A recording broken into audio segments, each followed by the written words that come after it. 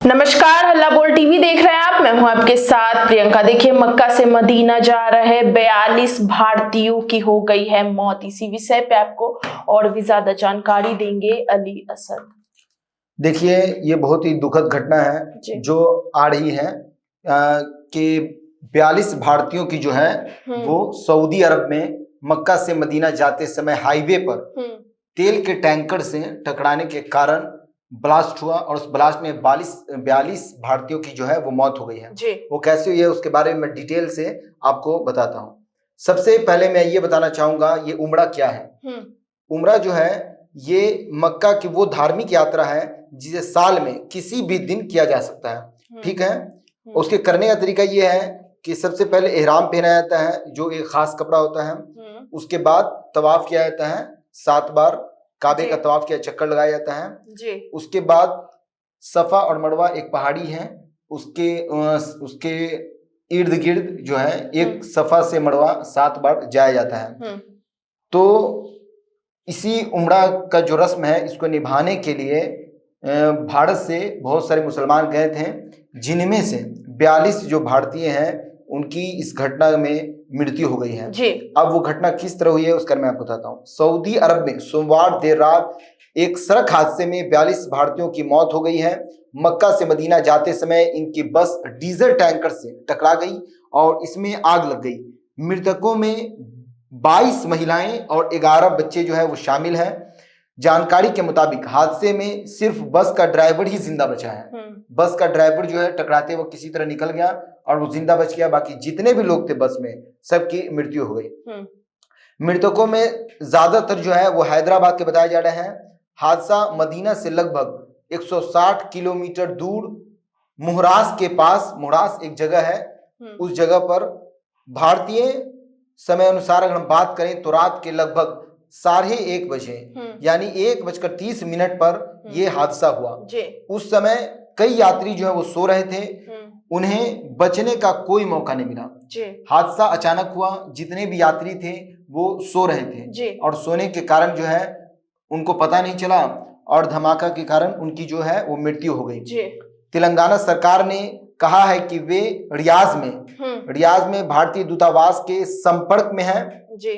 रियाज में जो है भारतीय दूतावास है, वहां से तेलंगाना सरकार संपर्क में है और परिस्थिति का जो है वो जायजा ले रही है कि आखिर क्या कुछ हुआ है, मृतकों के परिवार तक और संदेश पहुंचाने के लिए नंबर भी जारी किया है, उसका मैं बताता हूं। राज्य सरकार की ओर से जारी बयान में बताया गया है कि मुख्यमंत्री रेवंत रेड्डी ने दिल्ली में मौजूद अधिकारियों को निर्देश दिए हैं कि वे दूतावास से नजदीकी तालमेल बनाकर पीड़ितों की पहचान और अन्य औपचारिकताओं में मदद करें।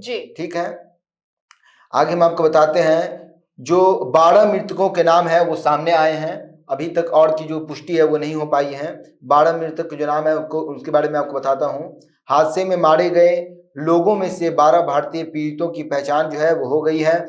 उनमें से एक का नाम है अब्दुल मोहम्मद और दूसरे का नाम है मोहम्मद मौलाना, तीसरे का नाम है सुहेल मोहम्मद, चौथे का नाम मस्तान मोहम्मद और पांचवे का है परवीन बेगम और छठे का है जकिया बेगम, सातवें का है शौकत बेगम, आठवें का फरहीन बेगम और 9वें का जहीन बेगम, 10वें का मोहम्मद मंसूर और 11वीं की बात करें हम तो मोहम्मद अली है, 12वें में गौसिया बेगम जो है वो शामिल है। भारतीय दूतावास ने हेल्पलाइन नंबर भी जारी किया है। जद्दा में भारतीय दूतावास ने हेल्पलाइन नंबर, जद्दा जो है वो सऊदी अरब की राजधानी है, हेल्पलाइन नंबर जारी किया है। दूतावास ने कहा है कि सरकारी यानी सऊदी अरब के मदीना के निकट भारतीय उम्रा तीर्थयात्रियों के साथ हुई दुखद बस दुर्घटना को देखते हुए जद्दा स्थित भारतीय महावाणिज्य दूतावास ने 24x7 यानी 24 घंटा ये सेवा जो है उपलब्ध रहेगी, 7 दिन कंट्रोल रूम जो है वो बनाया है और हेल्पलाइन नंबर जो है वो साझा किया है। वो हेल्पलाइन नंबर क्या है वो मैं आपको बताता हूँ। 8002440000 और 3 ये हेल्पलाइन नंबर है। ये टोटल जो है ये 12 डिजिट का नंबर है, 10 डिजिट का नंबर है। और घटना के बाद तेलंगाना सरकार ने सचिवालय में कंट्रोल रूम बनाया है ताकि परिजन अपने परिजनों के बारे में जो है वो जानकारी ले सकें जी। और परिजन इन नंबरों पे संपर्क कर सकते हैं, जिसका मैं आपको बता रहा हूँ 7999795754 और दूसरा नंबर वही मैं बता रहा हूँ 9912919545 ये दूसरा नंबर है, इससे आप संपर्क कर सकते हैं। और हैदराबाद के सांसद असुद्दीन ओवैसी ने सऊदी अरब में भारतीय उम्रा यात्रियों की बस दुर्घटना पर दुख जताया है। न्यूज एजेंसी जो है उन्हें बताया है कि फोन पर बातचीत में ओवैसी ने बताया कि उन्होंने हैदराबाद की 2 ट्रैवल एजेंसियों से संपर्क किया और यात्रियों की जानकारी रियाद स्थित भारतीय दूतावास के साथ साझा की है। जी। उन्होंने रियाद में भारतीय दूतावास के deputy chief of mission DCM Abu Maithon George से भी बात की है। जॉर्ज ने उन्हें बताया कि स्थानीय अधिकारियों से जानकारी जुटाई जा रही है और जल्द ही अपडेट दिया जाएगा। ओवैसी ने कहा, मैं केंद्र सरकार से खासकर विदेश मंत्री जयशंकर से अपील करता हूं कि शवों को जल्द से जल्द भारत लाया जाए और घायलों की जो चिकित्सा मुहैया कराई जाए, जो घायल हैं उनको चिकित्सा मुहैया कराई जाए। ये जो घटना है ये बहुत ज्यादा दुखद है और जिसमें 42 भारतीयों की जो है वो बहुत ही दर्दनाक जो है वो मृत्यु हुई है।